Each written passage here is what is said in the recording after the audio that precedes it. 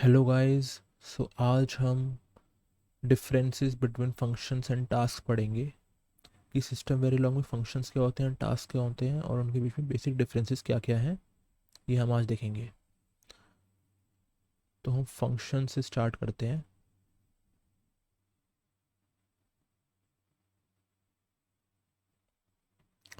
Okay, so basically function क्या होता है। फंक्शंस हमने सी या अपने सी लैंग्वेज में भी देखे होंगे। फंक्शंस बेसिकली क्या करते हैं, कुछ एक टास्क है, अगर हम उस पर्टिकुलर टास्क को हमें बार बार कराना है तो हम वो टास्क को फंक्शन में डिफाइन कर देंगे और उस टास्क को हम फंक्शन के थ्रू देन कॉल कर लेंगे। तो फंक्शन डिफाइन कैसे करते हैं, फंक्शन कॉल कैसे करते हैं, ये सिस्टम वेरिलॉग में कैसे करना है, ये हम अभी देख लेते हैं। ओके,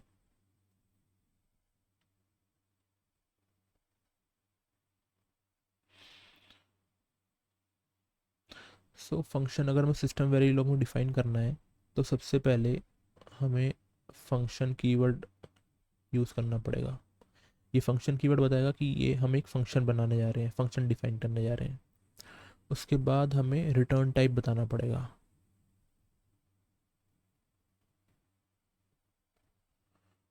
रिटर्न टाइप मतलब ये हम डिस्कस करेंगे क्या होता है। उसके बाद हमें फंक्शन का नेम बताना पड़ेगा।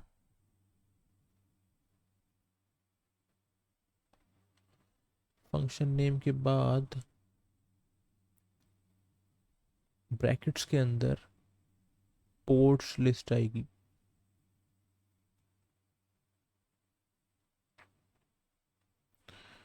फिर इसके अंदर हमें जो भी स्टेटमेंट्स एग्जीक्यूट करने हैं वो, और उसके बाद एंड फंक्शन। रिटर्न टाइप क्या है, फंक्शन का नेम। फंक्शन का नेम तो बेसिकली कुछ भी स्ट्रिंग दे सकते हैं हम, जैसे कि अगर हमें दो इंटीजर्स का एडिशन करना है तो हम सम नाम दे देंगे, या कुछ भी जो अभी यूज़र के ऊपर डिपेंड है हम क्या नाम देना चाहते हैं। मल्टीप्लाई करना है तो मल्टीप्लाई, या कुछ भी आप देना चाहो, जो भी आप देना चाहो वो ऐसा नाम दे सकते हो। तो नेम तो ये है। अब बेसिकली सम क्या होता है, सम हम दो इंटीजर का कर रहे हैं। मान लीजिए हमको सम करना है 5 और 6 का, तो जो आउटपुट आएगा 11, वो भी एक इंटीजर ही होगा। तो जो फंक्शन होगा वो हमेशा एक वैल्यू रिटर्न करेगा। जैसे सम फंक्शन जो है वो 11 रिटर्न करेगा। तो जो रिटर्न टाइप होगा हम उस हिसाब से बताएंगे। जैसे सम वाले केस में जो रिटर्न टाइप होगा वो इंट टाइप होगा। तो अगर हम एक फंक्शन बनाना चाहते हैं सम जो करे दो इंटीजर्स का, तो हम कैसे बनाएंगे। पहले तो फंक्शन कीवर्ड, देन जो रिटर्न टाइप है वो इंट होगा सम का, फंक्शन का नाम हम सम रख देते हैं। ओके, अब पोर्ट लिस्ट देनी है। पोर्ट लिस्ट देने का मतलब ये दो, अगर ये दो नंबर्स लेगा तो हमें दो नंबर्स ऐसे बताने पड़ेंगे। तो कैसे बताएंगे, इनपुट लेगा और हम यहाँ पे बता सकते हैं कि ये इंट टाइप के इनपुट्स लेगा ए कॉमा बी। देन इसके अंदर कुछ स्टेटमेंट आएंगी, फिर यहाँ पे एंड फंक्शन आएगा। अब इनके अंदर क्या स्टेटमेंट आएगी, हमें बेसिकली सम एग्जीक्यूट करना है, हमें सम बनाना है, बेसिकली हमें सम रिटर्न करना है। ओके, तो हम क्या कर सकते हैं, इसके लिए हम सिंपली लिख सकते हैं कि रिटर्न ए प्लस बी। तो ये पर्टिकुलर फंक्शन जो है हमारा सम फंक्शन जो हमने बनाया, ये ए वैल्यू लेगा, बी वैल्यू लेगा और रिटर्न कर देगा ए प्लस बी। और रिटर्न टाइप हमने इंट लिखा है क्योंकि रिटर्न ये ए प्लस बी कर रहा है जो कि इंटीजर ही बनेगा। ओके, अब इस रिटर्न सिस्टम वेरिलॉग में हम इस चीज़ को दूसरे तरीके से भी, स्टेटमेंट्स को जो है, ये स्टेटमेंट जो हमने लिखी है इसको हम दूसरे तरीके से लिख सकते हैं। कैसे लिख सकते हैं, जैसे फंक्शन कीवर्ड आया, रिटर्न टाइप इंट आया, फंक्शन का नाम आया, दो इनपुट्स लेगा, इंट टाइप का ए कॉमा बी, एंड फंक्शन कर दिया हमने। अब रिटर्न ए प्लस बी करने की वजह हम क्या कर सकते हैं, हम लिख सकते हैं sum equals to A plus B. तो सिस्टम वेरिलॉग में क्या होता है, जो हमारा फंक्शन का जो नाम होता है, जैसे कि जो हमारे केस में सम है, तो सिस्टम वेरिलॉग जो है फंक्शन के नाम के सेम टू सेम एक अंदर वेरिएबल भी बना देता है, सम। तो या तो हम रिटर्न ए प्लस भी करें या सम ए प्लस भी करें, दोनों केस में ये वैल्यू रिटर्न ए प्लस भी कर देगा। ओके, अब हम इस फंक्शन को कॉल कैसे कर सकते हैं। मान लीजिए हम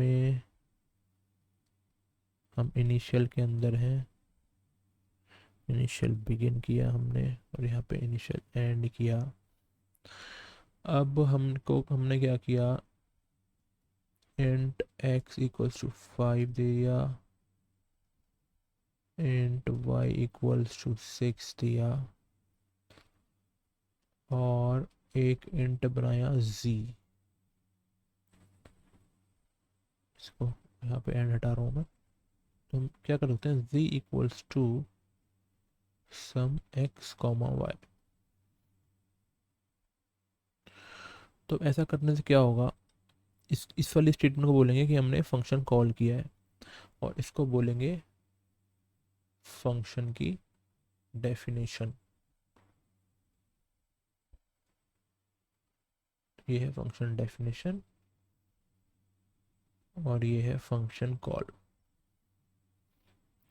तो बेसिकली इसमें क्या हो रहा है, जो पहला आर्ग्यूमेंट है x, हमने वहाँ पे x दिया है, जो सेकंड आर्ग्यूमेंट है उसमें हमने y दिया है। तो जो x है वो हमारे x की वैल्यू a में चली जाएगी और y की वैल्यू हमारी b में चली जाएगी। तो a plus B sum equals to a plus B, मतलब 11 जो है वो यहाँ पे रिटर्न होके आ जाएगी वैल्यू, और वो z में 11 चली जाएगी। तो ये अगर हम फंक्शन को इस तरीके से डिफाइन करें तब भी सेम ही काम करेगा, और इससे इस तरीके से डिफाइन करें तब भी सेम ही काम करेगा। तो ये है बेसिक फंक्शन डेफिनेशन कैसे करना है और फंक्शन कॉल कैसे करना है। ओके, अब सिस्टम वेरिलॉग के अंदर जो फंक्शंस होते हैं वो जो है दो टाइप के होते हैं।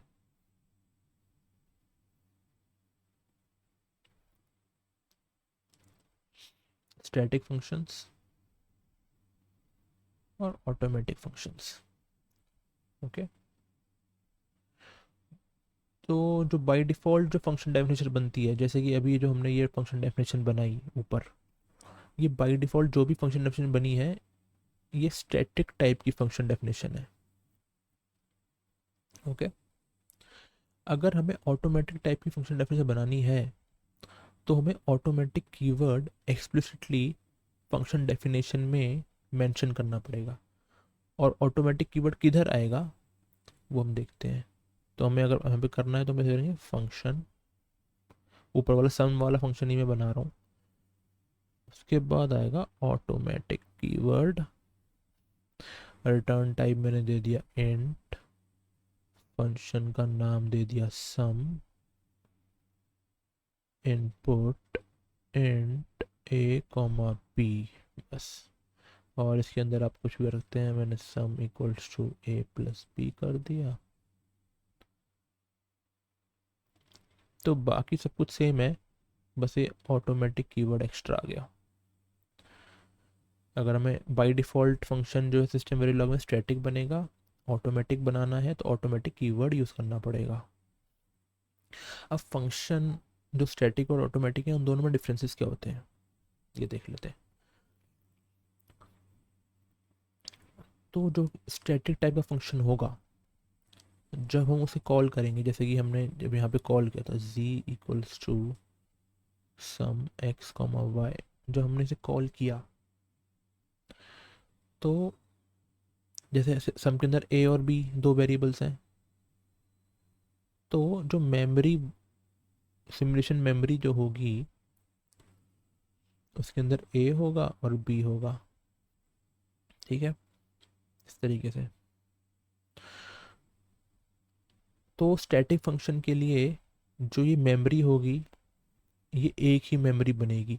मतलब अगर तुम सम को दोबारा कॉल करोगे किसी और वैल्यू से, तब भी वो, मतलब तुम बोल लो हम करते हैं पी कॉमा क्यू से, तब भी वो सेम मेमोरी लोकेशंस पे ही जाके स्टोर होंगी वैल्यूज़। ओके, तो स्टैटिक फंक्शन के लिए मतलब मेमोरी लोकेशन जो है वो सेम रहती है, स्टैटिक रहती है।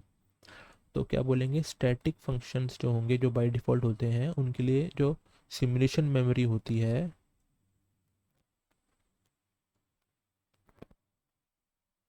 वो सेम रहती है और स्टैटिक रहती है, चेंज नहीं होती है। इसको हम एक एग्जांपल के थ्रू भी समझेंगे। लेकिन जो ऑटोमेटिक कीवर्ड से जो हमने ऑटोमेटिक फंक्शन जो बनाया है उससे क्या होगा, हम जितनी बार फंक्शन कॉल करेंगे, 2 बार 3 बार 10 बार कितनी बार भी, तो नई मेमोरी डायनामिकली एलोकेट होगी सिमुलेशन के अंदर। ओके, तो इस ऑटोमेटिक फंक्शन में क्या होंगी, मेमोरी जो है डायनामिकली एलोकेट होगी हर बार हम जितनी बार भी कॉल करेंगे। इसका एग्जांपल हम देख लेते हैं इसको समझने के लिए कि इसका इसका मतलब क्या है। ओके, तो एग्जांपल के लिए हम EDA प्लेग्राउंड यूज़ कर रहे हैं। ओके, सो इसके अंदर मैंने एक छोटा सा कोड लिखा है, एक मॉड्यूल बनाया वाई वाई, उसके अंदर मैंने ABC फंक्शन बनाया। और ये फंक्शन जो आप हम देख सकते हैं एक स्टैटिक फंक्शन है क्योंकि हमने ऑटोमेटिक कीवर्ड नहीं डाला है।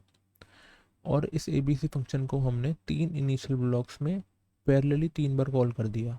ओके, उसके अंदर हमने एक इंटीजर वेरिएबल बनाया है b, उसको 0 साइन करी, b इक्वल्स टू b+1 किया और b को डिस्प्ले करा रहे हैं और 0 वैल्यू रिटर्न कर रहे हैं। ये कुछ नहीं है, मेन ये है कि डिस्प्ले हम b करा रहे हैं। ओके, तो अब ये स्टैटिक फंक्शन अगर अब हमने बनाया तो जैसे कि हमने डिस्कस किया स्टैटिक फंक्शन में क्या होता है, ये एक ही मेमोरी लोकेशन बनाएगा सिमुलेशन में। ओके, तो जो हमने पहली बार कॉल किया इसको, तो जो b वेरिएबल है उसके अंदर वैल्यू 0 थी, पहले इनिशियल वैल्यू 0 थी, b इक्वल टू b+1 मतलब b की वैल्यू 1 हो जाएगी और b की वैल्यू फिर प्रिंट हो जाएगी b इक्वल्स टू 1। ओके, फिर जब सेकंड बार ABC कॉल होगा तो अभी भी वो सेम मेमोरी लोकेशन पे ही जाएगा, सेम मेमोरी लोकेशन पे ही जाएगा और b की वैल्यू ऑलरेडी क्या असाइंड है 1, b की वैल्यू 1 असाइंड है तो b इक्वल्स टू b+1, तो डिस्प्ले क्या हो जाएगा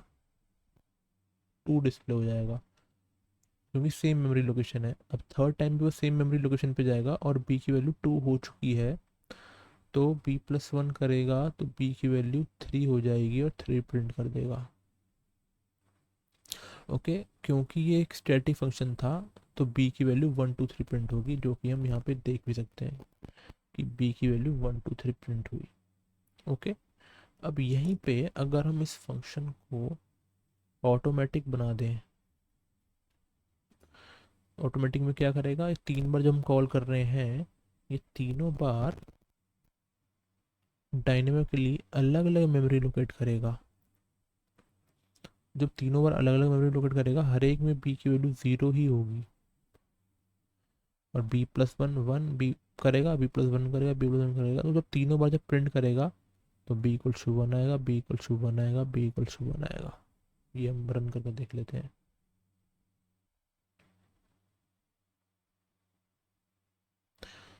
तो इसमें हर बार b की वैल्यू 1 1 1 ही आई। तो ये डिफरेंस है स्टैटिक और ऑटोमेटिक फंक्शंस में। Static by default function static होता है, ऑटोमेटिक बनाना है तो ऑटोमेटिक कीवर्ड यूज़ करना पड़ता है। ओके, अब फंक्शंस के अंदर एक कॉन्सेप्ट और है,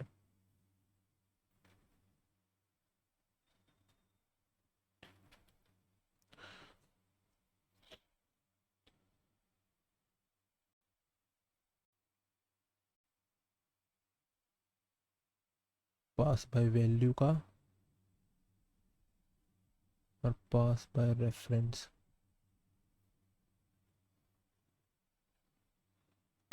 तो अभी जो हमने ऊपर किया है, जब हम और ऊपर देख लेते हैं, जब हम यहाँ पे फंक्शन को कॉल कर रहे थे और हमने फंक्शन को इस तरीके से डिफाइन किया था, तो इसमें हम बाई एक्चुअली कर क्या रहे हैं, इसमें हम वैल्यू जो है पास बाय वैल्यू कर रहे हैं, मतलब एक्स की जो वैल्यू है वो ए पे असाइन हो जाएगी और वाई की जो वैल्यू है वो बी पे असाइन हो जाएगी। ये पास बाय वैल्यू है, मतलब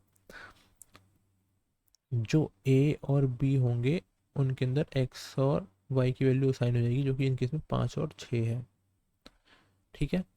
लेकिन पास बाय रेफरेंस क्या होगा? पास बाय रेफरेंस का मतलब मैं एक दूसरे एग्जांपल के थ्रू समझाता हूँ। तो जैसे कि मैं जल्दी जल्दी शॉर्ट फॉर्म में लिख रहा हूँ कि हमने फंक्शन बनाया, इंट उसका रिटर्न टाइप था, फंक्शन का नाम ए बी सी बनाया, इनपुट ए लिया। ओके। इसके अंदर हम क्या कर रहे हैं, ए इक्वल्स टू 5 लेटर से मैं कर दे रहा हूँ, और मैं रिटर्न ए कर दे रहा हूँ, एंड फंक्शन कर दिया। ठीक है। जो है फंक्शन कॉल कर रहा हूँ, तो लेटर से z equals to A B C 10 करके मैंने कॉल किया, या फिर ऐसा करते हैं कि यहाँ पे मैं कर देता हूँ इंट b इक्वल्स टू 10, और b मैंने यहाँ पे वैल्यू साइन कर दी। ओके। तो ये है पास बाय वैल्यू कर रहे हैं इसमें हम, मतलब b की वैल्यू ए पे कर रहे हैं। अब पास बाय रेफरेंस में क्या करेंगे वो बता देता हूँ। Function int A B C, input किया गया यहाँ पे इंट और आ जाएगा। ठीक है।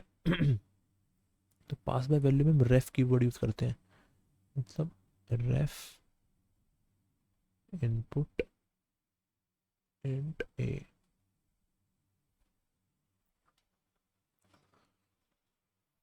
ओके। रेफ कीवर्ड एक्स आ गया।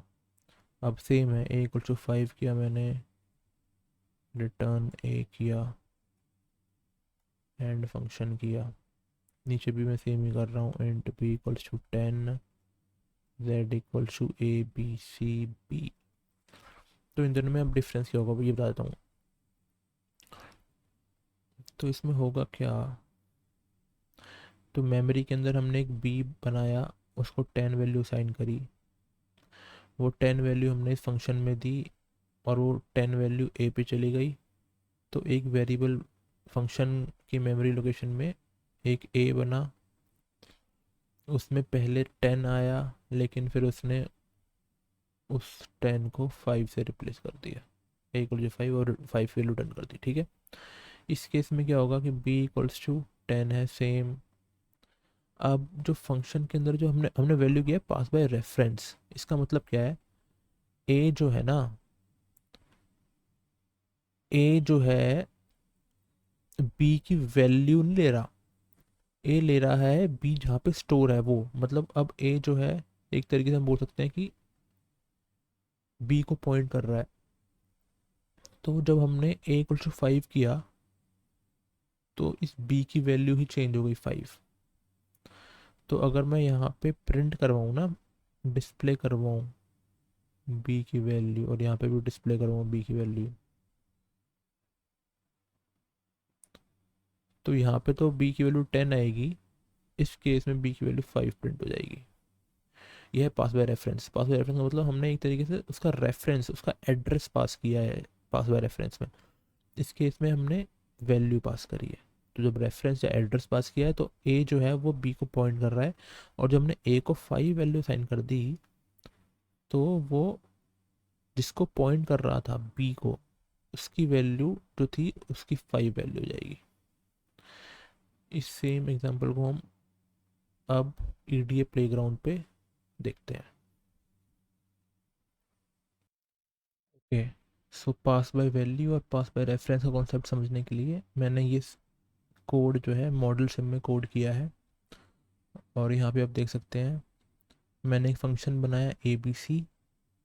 ये फंक्शन जो है स्टैटिक टाइप है, क्योंकि मैंने ऑटोमेटिक कीवर्ड नहीं लगाया है, और इसमें मैंने ए को मैं 5 असाइन कर रहा हूँ, और मैंने इनिशियल बिगिन के अंदर इंट बी को 10 वैल्यू साइन करी है, A B C function call किया, उसके अंदर बी मैं को पास बाय वैल्यू कर रहा हूँ।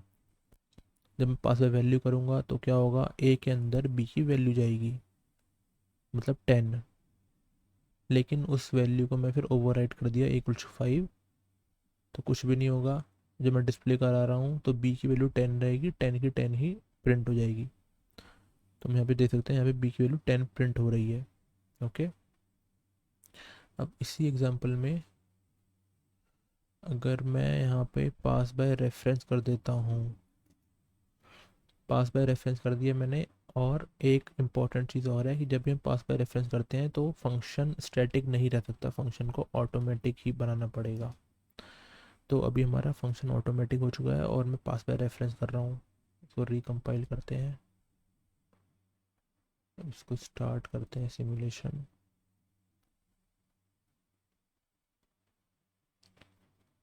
मैं जब रन करूँगा सिमुलेशन तो हम यहाँ पे देख सकते हैं यहाँ पे हुआ क्या।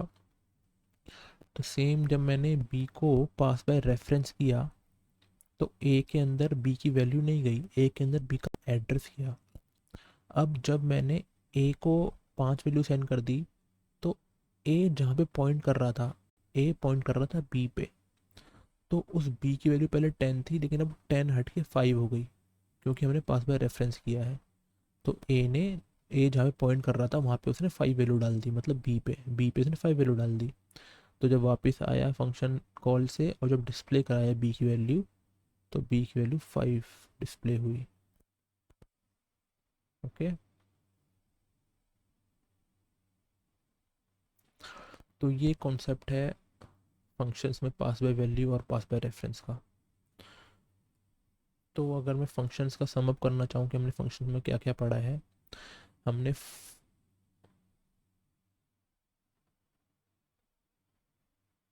फंक्शन डेफिनेशन कैसे करते हैं, फंक्शन कॉल कैसे करते हैं, static versus automatic functions, number second pass by value versus pass by reference. इसमें इंपॉर्टेंट कीवर्ड्स क्या क्या हैं, फंक्शन डेफिनेशन में इंपॉर्टेंट कीवर्ड क्या है, तो खुद फंक्शन ये एक कीवर्ड है जो कि इंपॉर्टेंट है, फंक्शन देन एंड फंक्शन नीचे आएगा। फंक्शन कॉल में तो कुछ नहीं, फंक्शन नेम आता है। स्टैटिक में बाय डिफ़ॉल्ट स्टैटिक फंक्शन होगा, ऑटोमेटिक में ऑटोमेटिक एक खुद एक कीवर्ड है। पास बाय वैल्यू में कुछ कीवर्ड की ज़रूरत नहीं है, by default pass by value होगी। पास बाय रेफरेंस करना है तो रेफ एक कीवर्ड है। ये तो होगी फंक्शन के बेसिक तीन, हम बोल सकते हैं प्रॉपर्टीज़ या तीन मेन। ओके, अब फंक्शंस जो होते हैं सिस्टम वेरिएबल ऑफ फंक्शंस, उनकी कुछ प्रॉपर्टीज़ और देख लेते हैं। सबसे इम्पोर्टेंट प्रॉपर्टी फंक्शन की ये है कि एक फंक्शन जो होता है वो हमेशा कभी भी, मतलब बेसिकली कभी भी वो सिमुलेशन टाइम कंज्यूम नहीं कर सकता। Means function can never consume simulation time, मतलब उसके अंदर डिले स्टेटमेंट नहीं आ सकते। वो एट द रेट किसी इवेंट का वेट नहीं कर सकता, उसमें हम फॉर्क जॉइन यूज़ नहीं कर सकते, उसमें हम वेट स्टेटमेंट यूज़ नहीं कर सकते। कभी भी सिमुलेशन टाइम कंज्यूम नहीं कर सकता फंक्शन। ओके, अब कभी भी वो सिमुलेशन टाइम कंज्यूम नहीं कर सकता तो इसका मतलब function can never call another task. ये फंक्शन कभी भी टास्क को कॉल नहीं कर सकता। ओके, और इसमें और कुछ इम्पोर्टेंट पॉइंट तो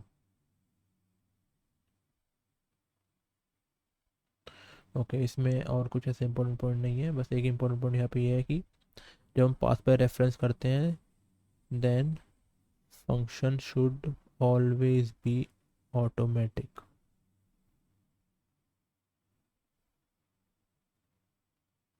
ओके,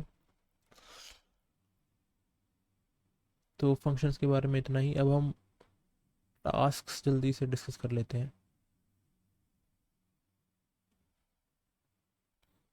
हमने जो प्रॉपर्टी पढ़ी फंक्शन की कि it can not consume simulation time, task में ऐसा नहीं है। टास्क सिमुलेशन टाइम को कंज्यूम कर सकता है, टास्क में डिलीट आ सकते हैं, at the rate, for, wait, ये सब आ सकता है। अब टास्क में ये सब आ सकता है तो टास्क एक दूसरे टास्क को भी कॉल कर सकता है और टास्क एक दूसरे फंक्शन को भी कॉल कर सकता है। ओके, अब जैसे कि हमने पढ़ा था कि स्टैटिक बाय डिफ़ॉल्ट फंक्शन होते हैं, वैसे ही टास्क भी बाय डिफ़ॉल्ट स्टैटिक ही होते हैं।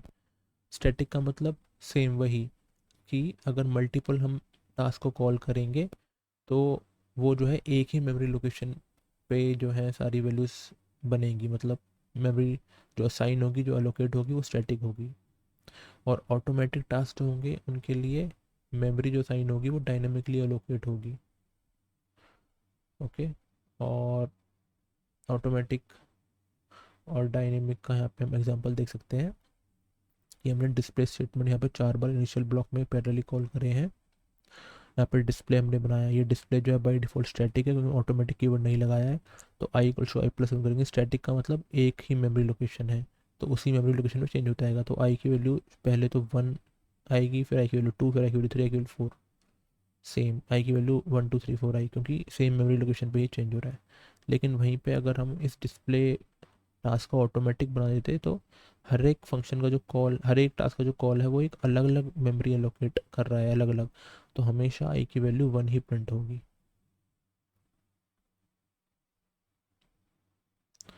तो अगर हम फंक्शंस और टास्क में बेसिक डिफरेंसेस देखें तो क्या है।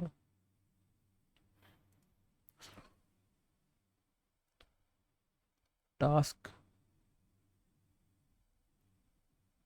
Can consume simulation time, can not consume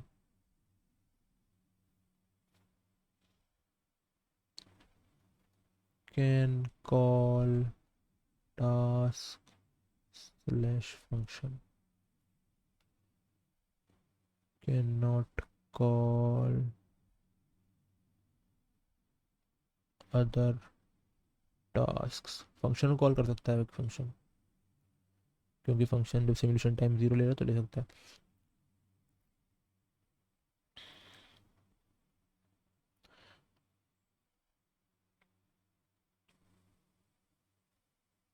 function के, अब ये जो है बेसिकली टास्क एक वैल्यू तो रिटर्न नहीं करता, लेकिन जो पोर्ट लिस्ट होते हैं जो हमने अंदर ब्रैकेट में डाले थे, इनपुट इंट ए कॉमा बी, वैसे ही हम आउटपुट भी यहाँ पे बना सकते हैं। तो फंक्शन तो रिटर्न कर रहा था वैल्यू, हम टास्क भी एक तरीके से वैल्यू रिटर्न कर सकते हैं but via output ports, int C comma D. तो ये और ये मल्टीपल हो सकते हैं आउटपुट्स, लेकिन फंक्शन के केस में फंक्शन एक ही वैल्यू रिटर्न कराएगा। Return value can be single only,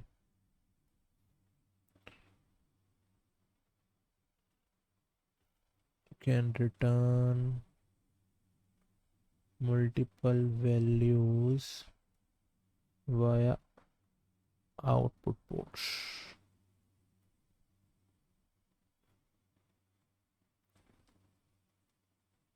yes, so in short यही हमारे बेसिक डिफरेंसेस हैं फंक्शंस और टास्क में।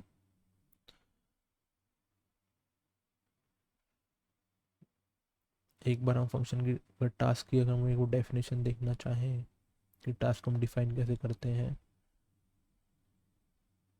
तो टास्क में हम देखेंगे तो टास्क कीवर्ड आया, टास्क का नाम आया, इसके अंदर कोई भी रिटर्न टाइप नहीं आया। रिटर्न टाइप कुछ भी हमें रिटर्न करना है तो वाया आउटपुट वेरिएबल होगा।